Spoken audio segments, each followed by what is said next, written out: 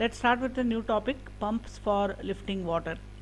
Now in the water supply scheme, pumps are required at different stages. So you require pumping of water at various stages when you are distributing the water from the source to the distribution area of the town or the city. So the first one is to pump the water or to lift the water at the source. Right? This is the first stage when pumping is required. Now if the source of the water is located at lower elevation and the treatment plant and the distribution area is at a higher elevation, you will have to lift the water from the source. So water cannot flow by gravity into the mains, because of which you may have to pump the water. So that is the first is at the source itself you need pumping. Second is at the treatment plant. Now as you all know, surface water treatment consists of at least about 4 to 5 different units, and the water has to pass from one unit to another unit, and once it comes out of all the units, then you will get what is called as the potable and treated water. So from one treatment unit to another treatment unit, if it is not possible for the water to flow by gravity, maybe because of the site conditions, because of the elevation is not available that way, which will conveniently allow the water to flow by gravity, then you may have to lift the water in the treatment plant also, right? So if sufficient natural slope is not available to cause gravity flow between the different units of the treatment plant, then you have to lift the water at the treatment plant, right? So first is at the source, second is at the treatment plant, third is after the treatment. So once the water is treated, then you either force the water directly into the distribution mains by direct pumping, or you pump the water and store it in a service reservoir, usually an elevated service reservoir, from where it flows by gravity. Now if you remember, there are three methods of supply of water. One is direct pumping method, second is gravity method, third is combined pumping and gravity method, right? So if you are practicing direct pumping method, then after the water is treated, it is directly pumped into the distribution mains. So this is where pumping is required. Or else you pump the water and store it in a overhead storage reservoir after treating it, and then from there the flow by gravity. That is combined pumping and gravity method. So there also pumping is required. And then fourth one, when the pressure in the distribution main has to be increased or boosted at some intermediate points within the distribution system, so as to lift the water and make it reach up to the higher stories of a building, then also in the distribution mains itself, in the distribution area itself, intermittently you may have to lift the water, so within the distribution system. So these are the four stages where pumping is required. One is at the source, second is at the treatment plant, and then third is after the treatment, and fourth one is within the distribution system.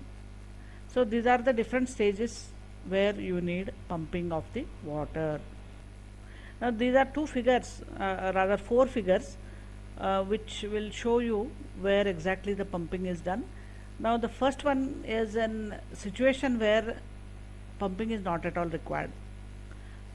So when no lift is required, that is, if the slope of the ground starting from the source to the distribution area is continuously in a falling gradient, if the source is located at a higher elevation and a continuously sloping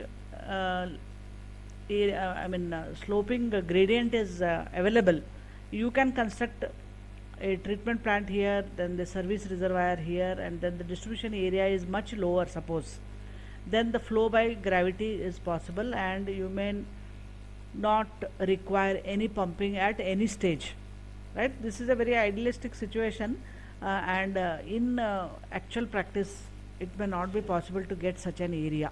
But rarely, in case if you have such type of area where the city is located at a much lower elevation than the source, then you can use this method. Of course there is no pumping required here. Now second is when one lift is required.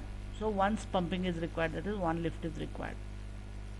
So you have a river or a lake or a reservoir at a medium elevation here. This is the source of the water. Then it is at a medium elevation, maybe slightly lower than that, the treatment plant is there here, the flow by gravity up to the treatment plant. And here first pumping is done after the water is treated. So it is pumped here. Generally a high lift pump is required to lift the water and store it in a service reservoir, and from the service reservoir the water is going to flow by gravity to the distribution area.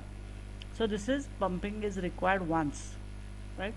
Now the third one is pumping is required 2 times. So when 2 lifts are required, so here the source of the water is there, and generally near the source the intake structure is there. You have seen in the earlier videos there was one topic, intakes.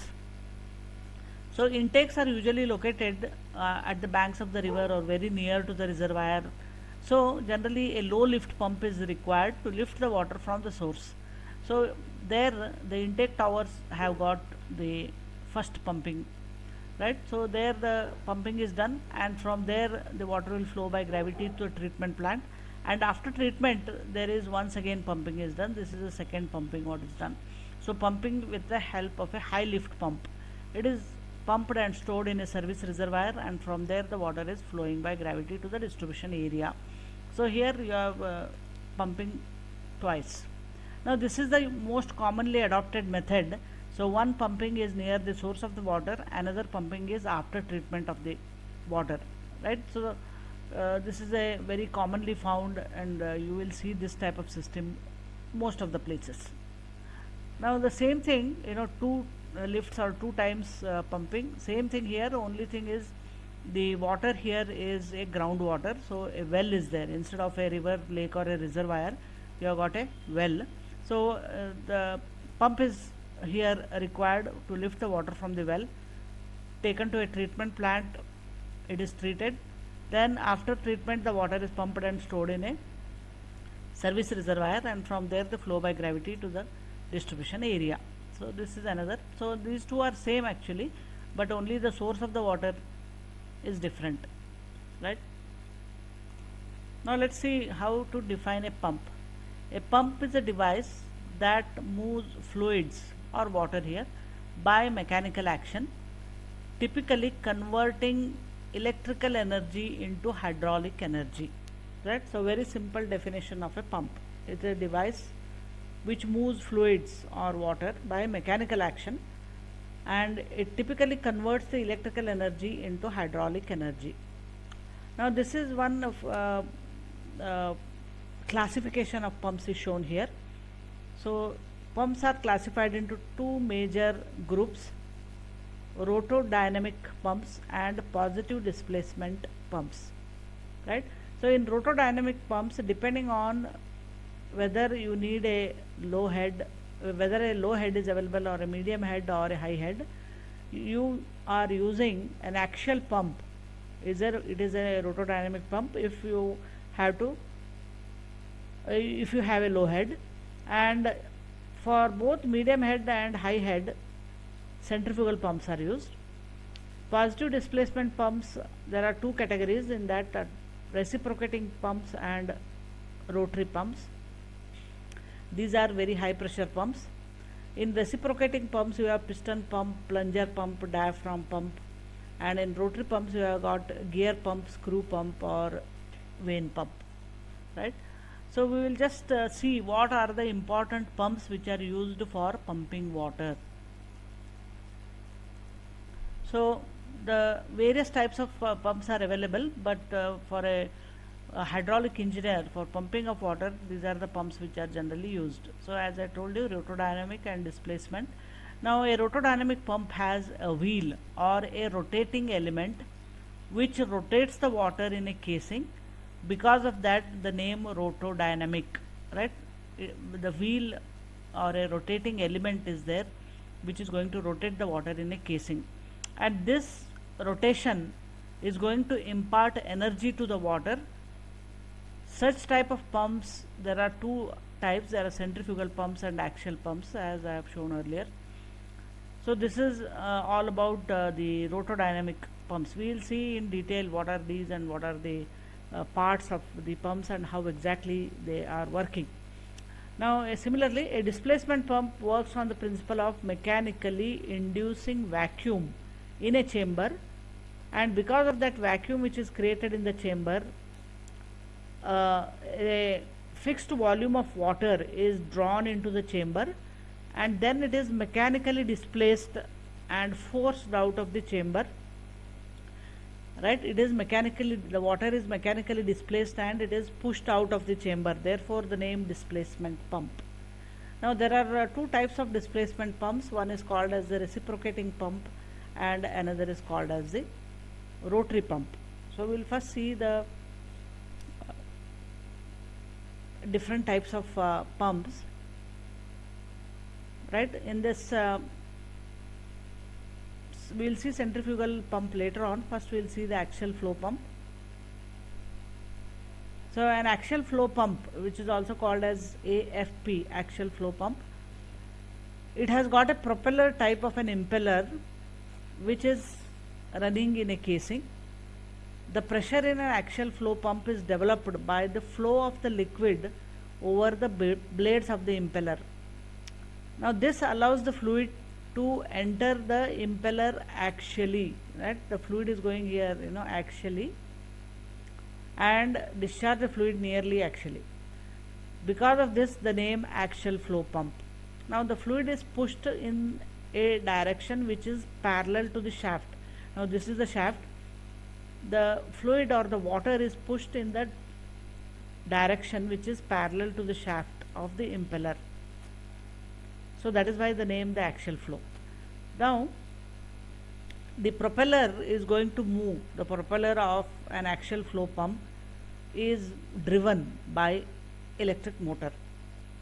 Now axial flow pumps are used in applications requiring very high flow rates and low pressures.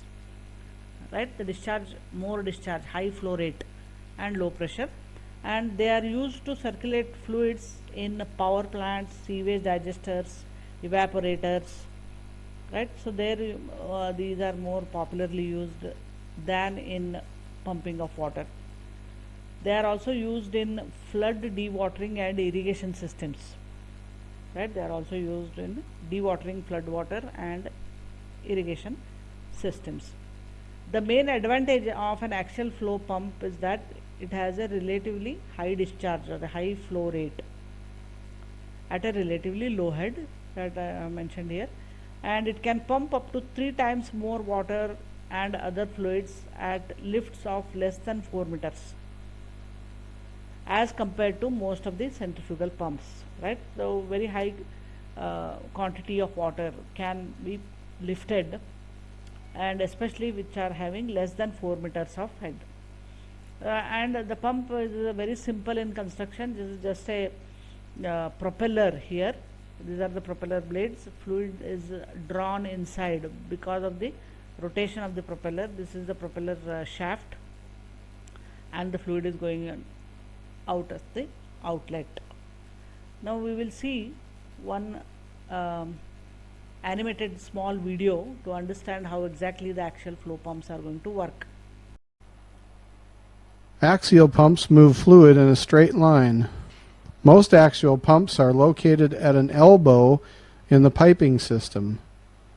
A drive shaft extends into the process flow with a propeller attached to the end. When the propeller turns, the blades pull the fluid down the shaft line. Now there are two types of axial flow pumps. One is called as the single stage axial pump, another is called as the multiple stage axial pump. So as you can see in the figure, right, there is one impeller here, there are multiple impellers here, so multiple stage axial pump.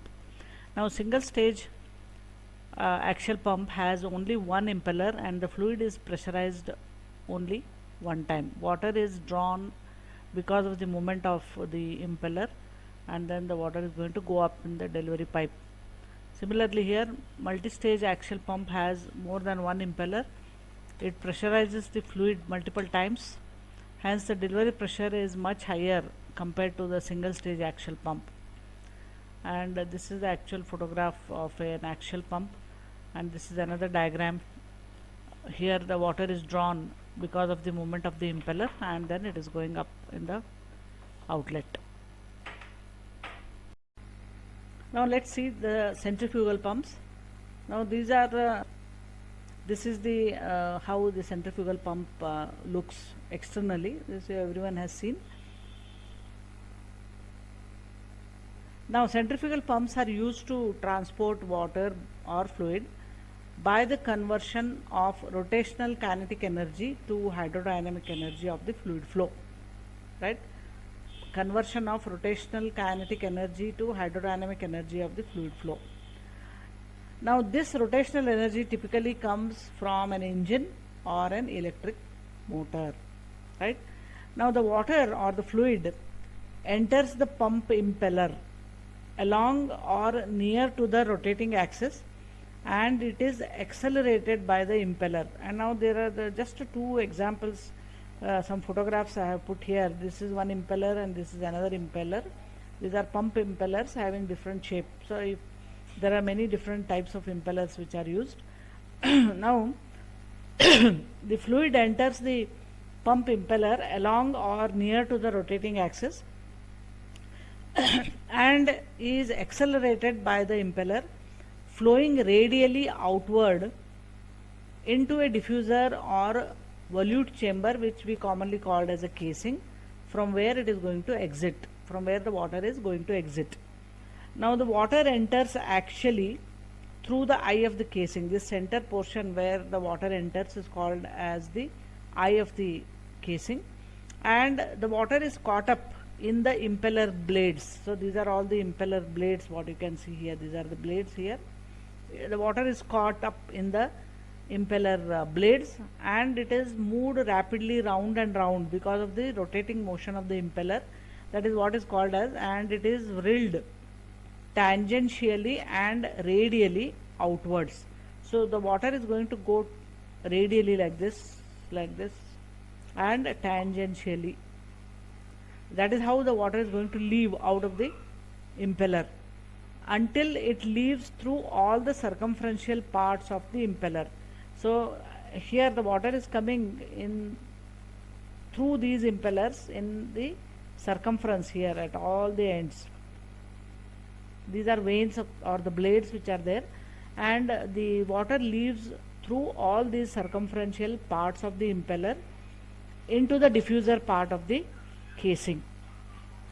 Now because of this, the water gains both velocity and pressure while passing through the impeller. That is because of the speed of the impeller. The fluid gains both the velocity and the pressure. Now this is how the water is going to be pumped.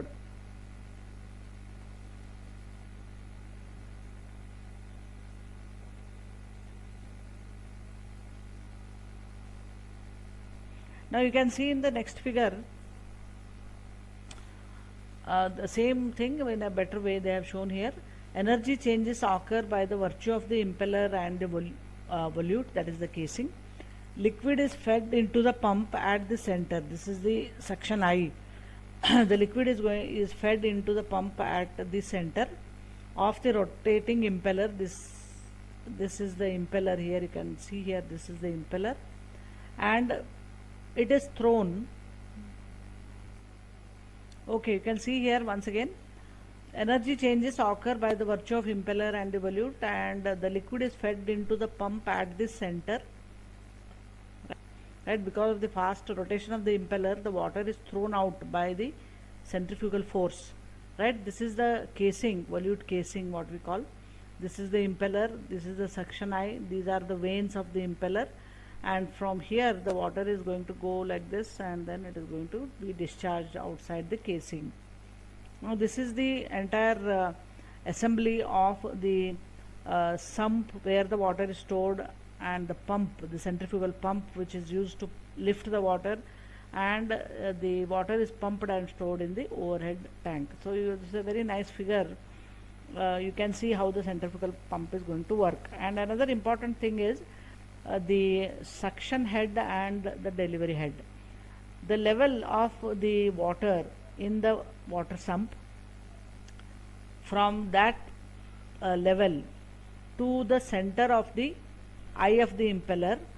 This difference in the elevation is called as the suction head, and from the center of the impeller to the overhead tank where you are pumping the water, that is called as the delivery head. That is where, from which point to which point the water is lifted, that is the delivery head, and from which point to the pump the water is lifted, that is called as the suction head. So suction head and the delivery head. Now the pipe which is lifting the water from the water sump is called as the suction pipe, and the water and the pipe which is delivering the water from the pump to the overhead tank is called as the delivery pipe, right? And as again same thing what is shown in this figure, the impeller is there, and there are two flanges. One is fitted to the suction pipe, so it is called as a suction flange, and another flange is fitted to the delivery pipe, so it is called as the delivery flange. These are mainly for tightening of the pipes, etc. And there are two valves. One is on the lower part of the suction pipe, which is called as the foot valve, and it is covered by a strainer so that any suspended particle or any floating matter does not enter into the pipe and can lead to some damage to the impeller. So you have to protect the pump, so you have got a strainer here, and then this is the casing. The round thing is the casing, and there is a delivery valve also here, which can be opened or closed, and this is the pipe which is delivering the water to a overhead water tank. So this is a very nice figure to understand what is suction head, what is delivery head, and what are the different parts of the centrifugal pump, etc.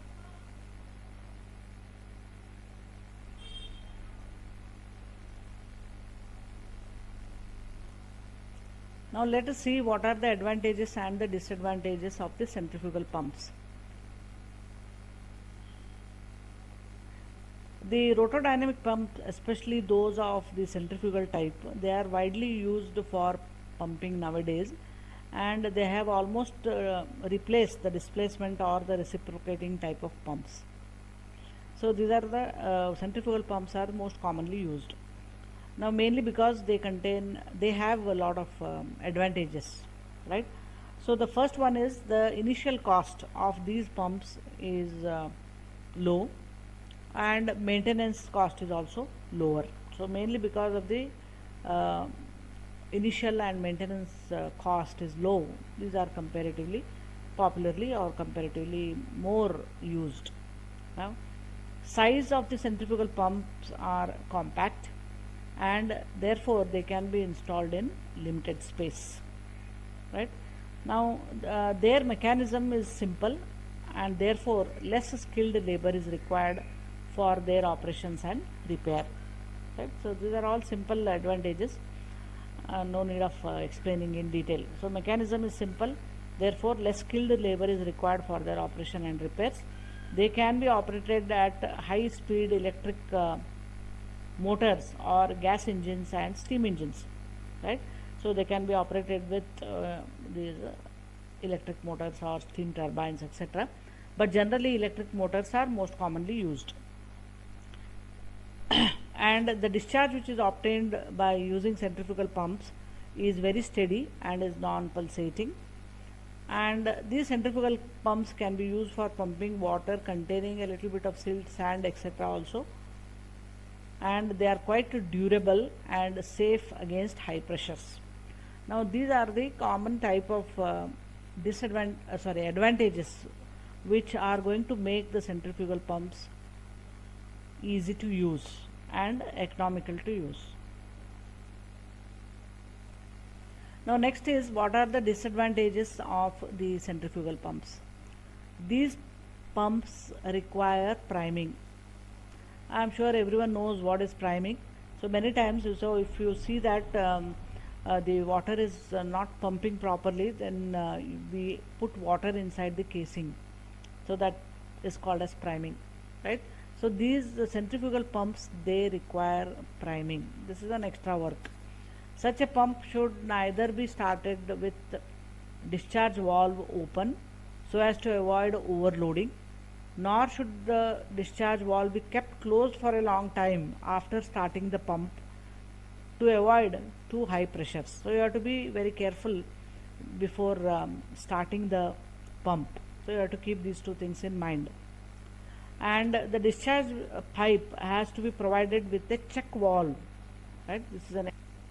The discharge pipe has to be provided with a check valve so as to avoid backflow when the pump suddenly stops due to power failure. Right? So that is one extra you need. Right? Check valve is required. So in case in emergency, if suddenly the pump stops, there should not be any backflow. So for that you have to provide a check valve. And next is the discharge from such a pump varies with the head of the water. Right? The discharge from such a pump varies with the head of the water. When uniform discharge is required at varying heads, the pump has to be rotated at variable speed, which is practically not possible, and it is not economical also. Right? So that is one disadvantage.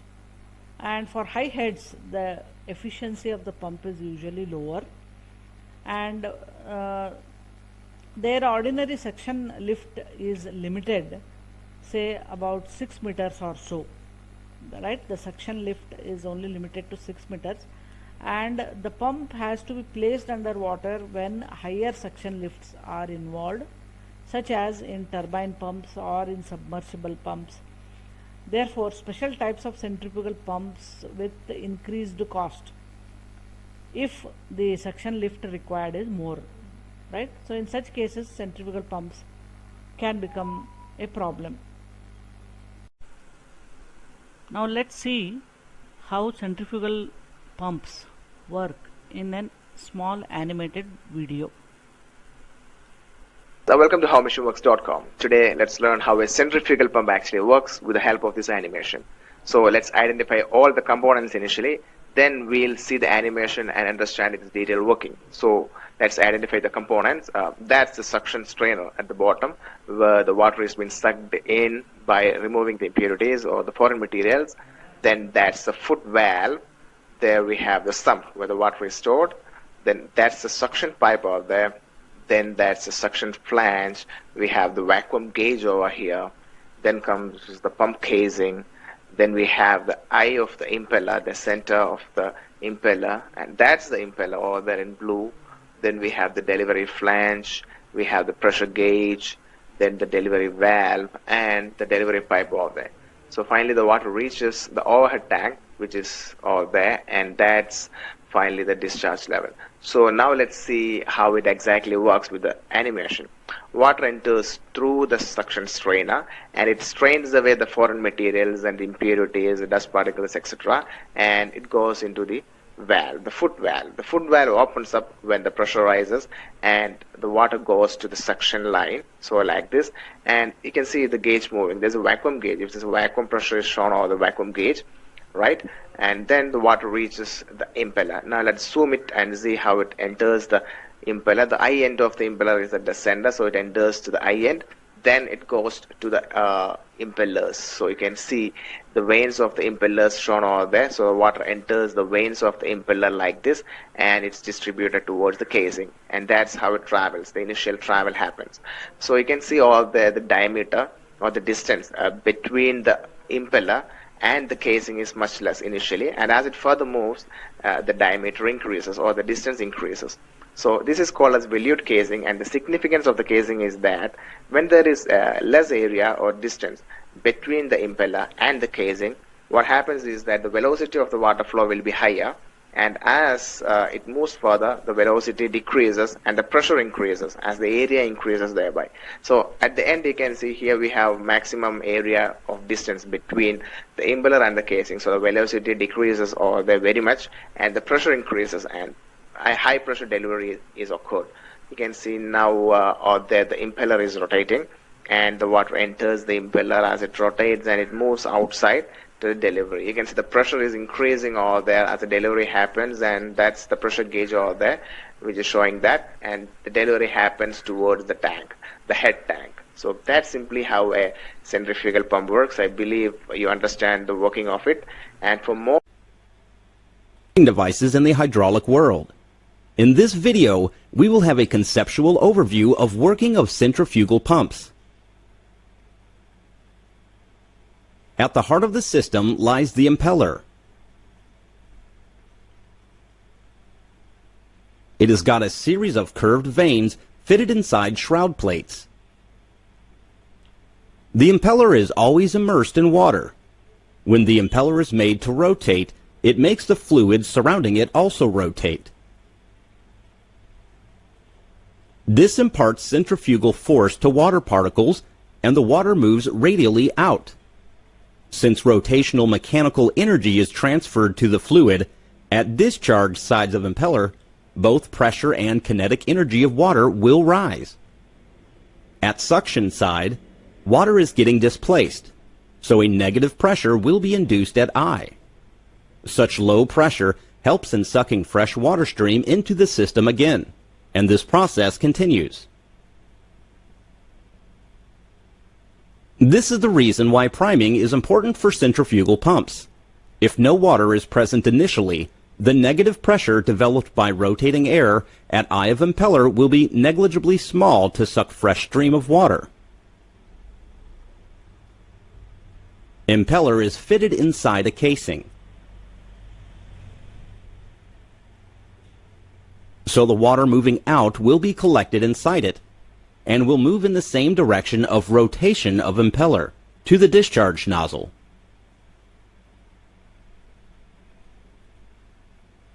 Here you can note one specialty of casing. Reciprocating pumps. Now the main components used in a reciprocating pump you can see here: the piston, plunger or a diaphragm, the crank and the connecting rod, the suction pipe, the delivery pipe, and the suction and delivery valves. Right? Now we'll see what all these are there. Now first one, the plunger or a diaphragm or the piston, their main function is to move the liquid inside the cylinder. You can see here, this is the piston. It helps in moving the liquid inside this cylinder. The piston is a lubricated sliding shaft which moves inside the cylinder and pushes the liquid in the forward and the backward motion. Right? So you can see here like this and like this, forward and backward motion. The piston is moving in the forward and backward motion, and the liquid is pushed in the forward and the backward motion, creating a cavity and a high volume pressure at the outlet. Now the crank and the connecting rod. Now crank is a circular disc which is attached, circular disc. Here you can see this is a circular disc which is attached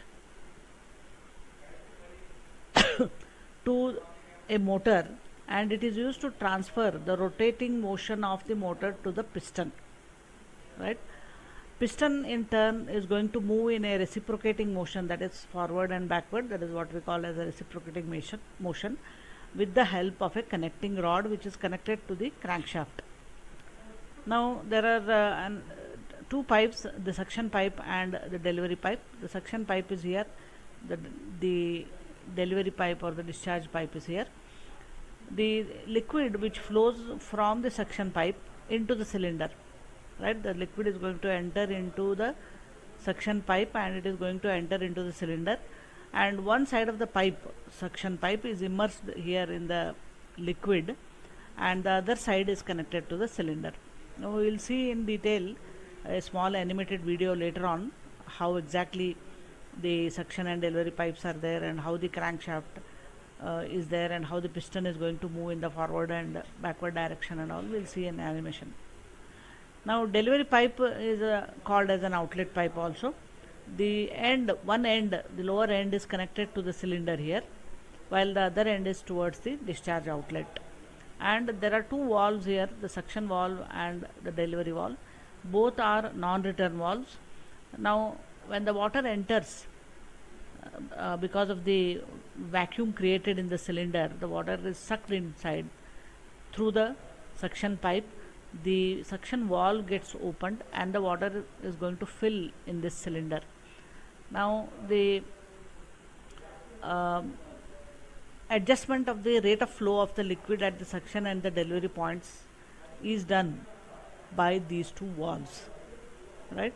So we will see exactly how it works.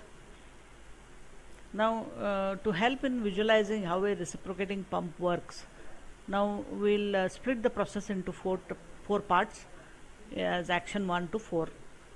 Now the action 1, the plunger or the piston is pulled back, right? You have seen here the arrow shown in this direction, so the plunger is pulled back.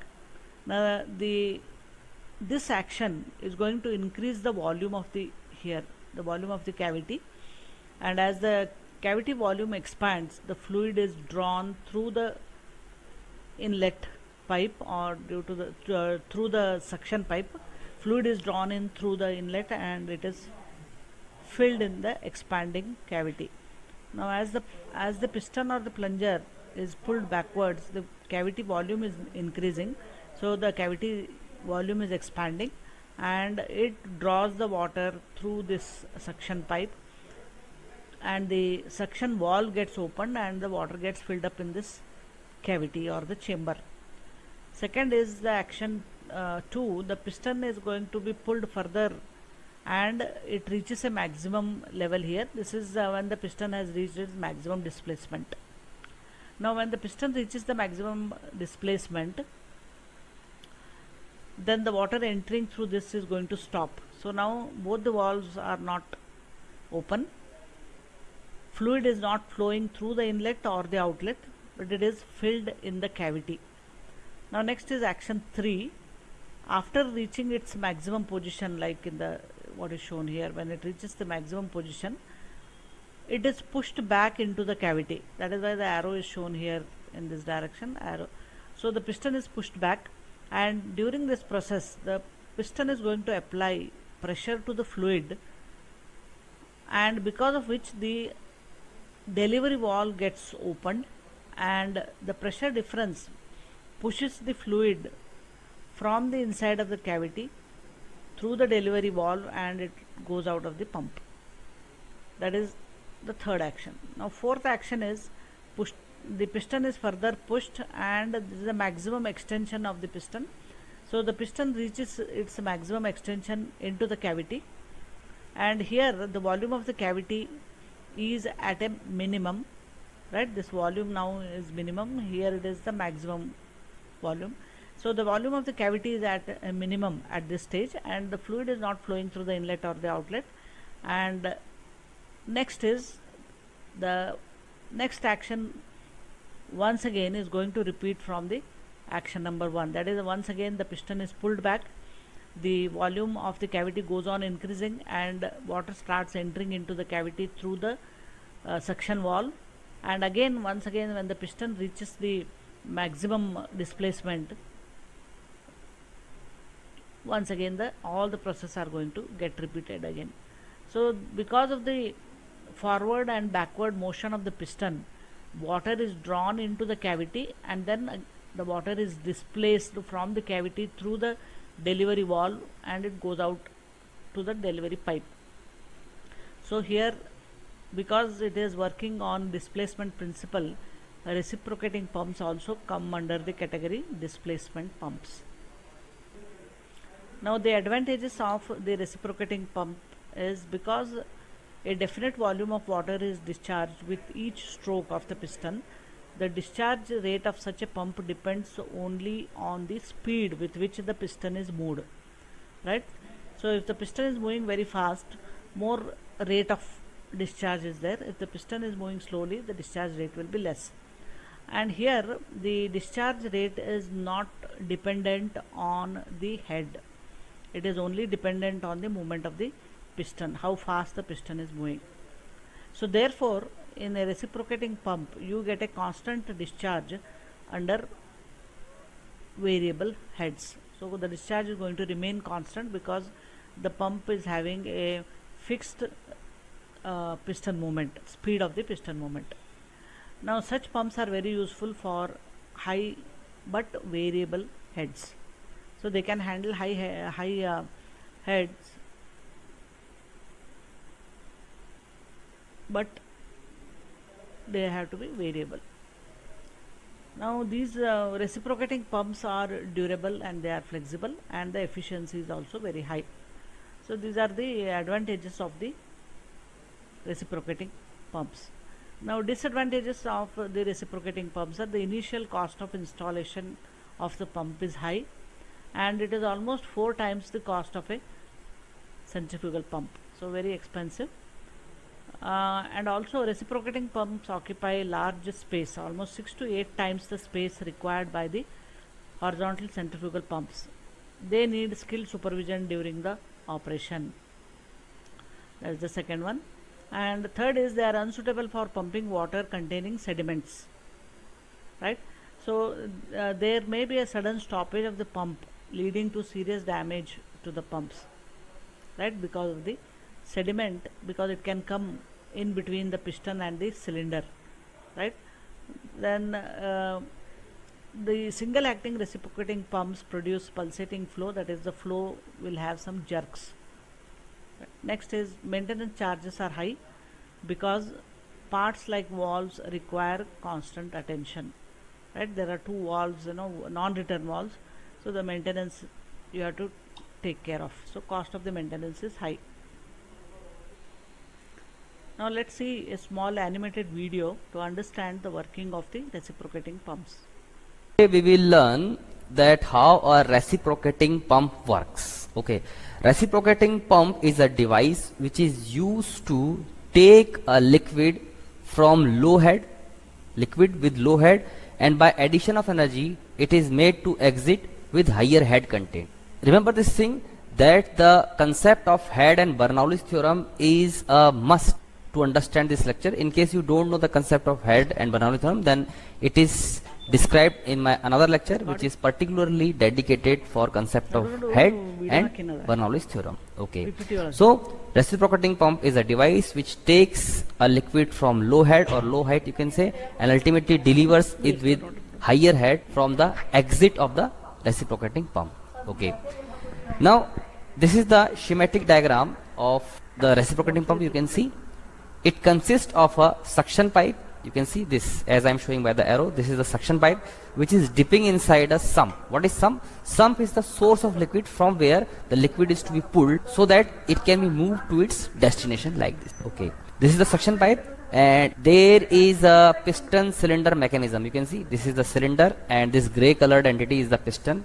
This piston is connected to a piston rod.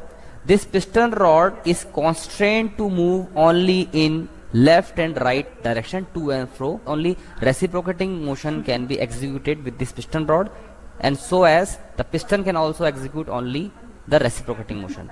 This piston rod is ultimately connected by the help of a pin joint to a connecting rod. You can see. Okay, and this connecting rod is further connected to a crank. Okay, so the process is of such kind that in case this crank rotates, this crank is rotated by the help of providing power, it usually by the help of an electric motor. So when this crank rotates, then due to its rotation, the rotary motion converts into reciprocating motion of the piston like this. Okay, now further there is a delivery pipe. Delivery pipe is the pipe through which the liquid outflows from this cylinder and ultimately comes out from the exit of delivery pipe with higher head content. Now you can see there are 2 valves implanted over here. This is the inlet valve and this is the outlet valve. These are non-return valves. It means that this inlet valve is pivoted over this end. I am showing by the help of arrow. Okay, so it can open inside like this, like a flap. It can open inside, but it cannot open in opposite side. So when liquid is pulled inside, then it automatically opens and liquid goes inside the cylinder. Okay, similarly this outlet valve is there. It can open only outside like this direction, as I am showing by the help of arrow. Okay, but it cannot open in opposite side. So in case a liquid is pushed, then it will open and liquid go out. But in case liquid wants to go back, return back, it cannot do that because the outlet valve can open only in one side. Same thing in case the liquid wants to go toward opposite side, it cannot happen also with the inlet valve because it can also open only in one side. That's it. Now we will learn that how the reciprocating pump works. It is very simple to understand. Remember that piston always executes reciprocating motion between two dead centers. There are two extremities between which this piston can reciprocate. Those are the top dead center and the bottom dead center, like this. Okay.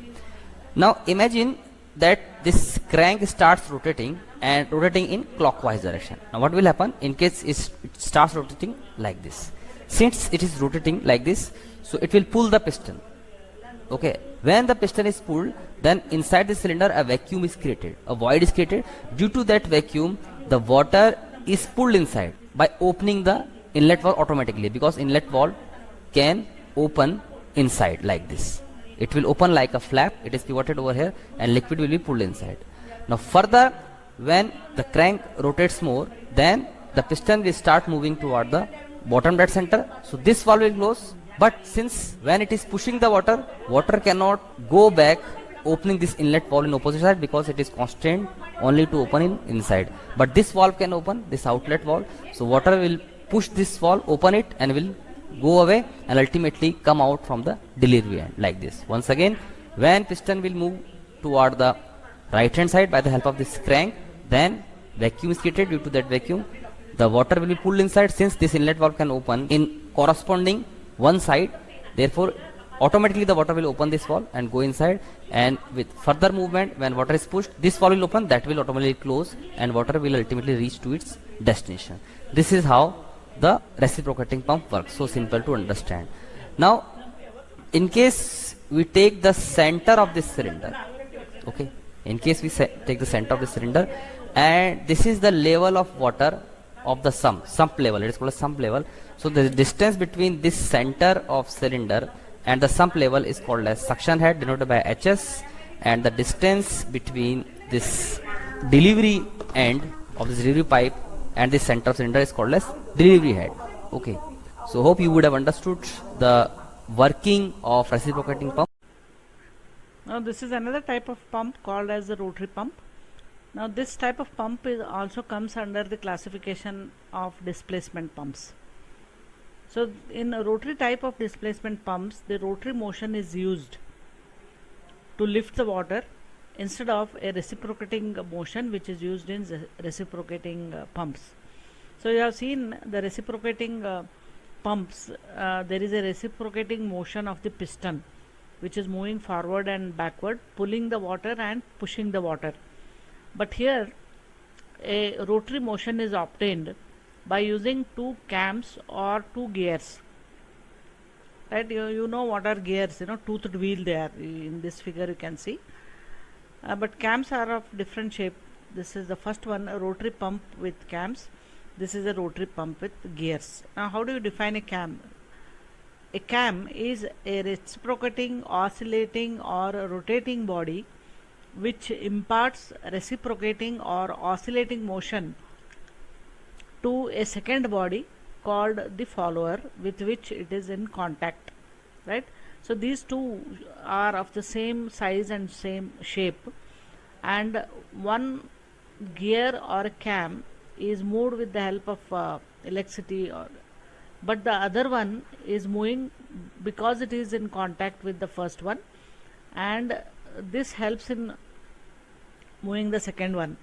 Therefore it is called as the follower. So one is a gear, similar to that there is a duplicate of that which is called as a follower. Similarly with the cams also, right?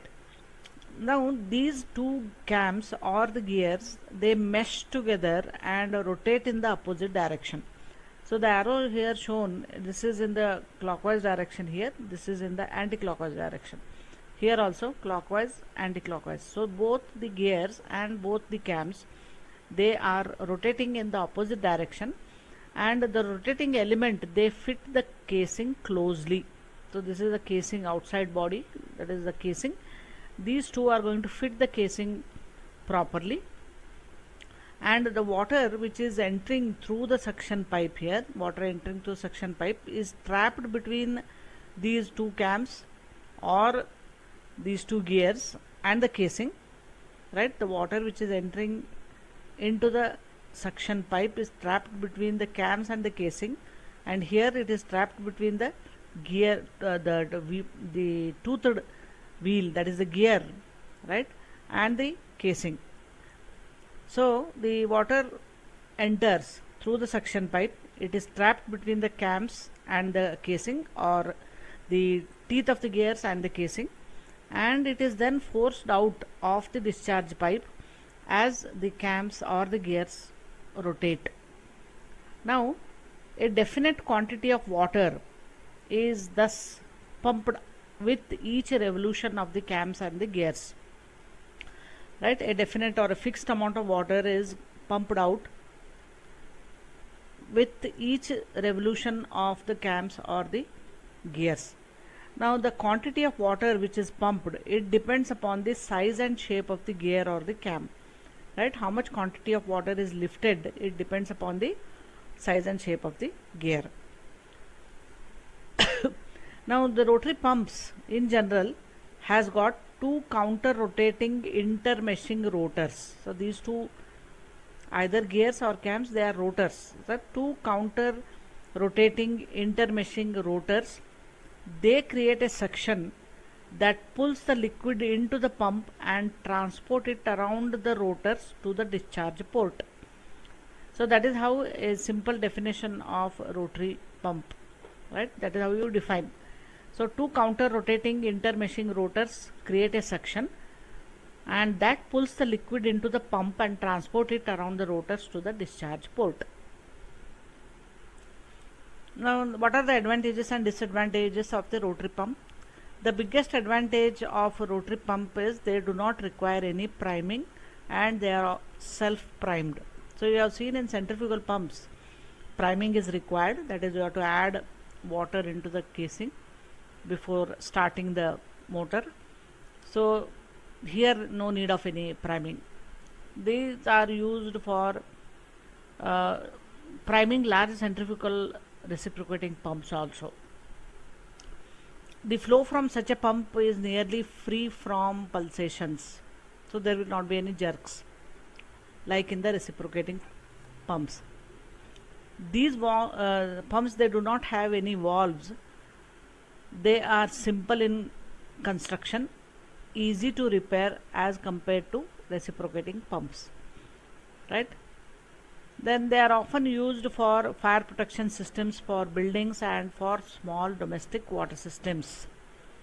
Efficiency is very high even at low to moderate head, and for smaller discharges of 2000 liters per minute, and they have been used for pressures even up to 70 kg per centimeter square or 700 meters head of water, and even up to discharge of 1.35 lakh liters per minute. Disadvantages: the initial cost is high, they are not very durable, they require frequent replacement of their cams or gears, and if the water contains any sediments, it can be injurious to such pumps, as wear and abrasion will destroy the seal between the cams and the casing. So because of the abrasion, the cams and gears may get damaged, so you may have to replace them. So these are the disadvantages. Now let us see one small video to understand the working of a rotary pump.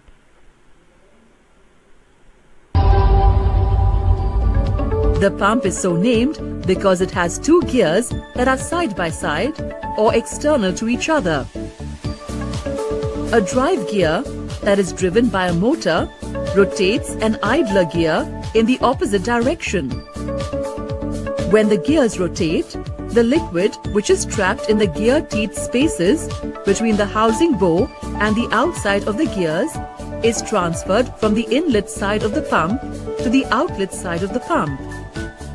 The meshing of the gears on the discharge side of the pump forces the liquid out of the pump and into the discharge piping. The lobe pump receives its name from the rounded shape of the rotor radial surfaces that permits the rotors to be continuously in contact with each other as they rotate. Lobe pumps can be either single or multiple lobe pumps and carry fluid between their rotor lobes much in the same way as a gear pump does. Unlike gear pumps, however, neither the number of lobes nor their shape permits one rotor to drive the other, and so all true lobe pumps require timing gears.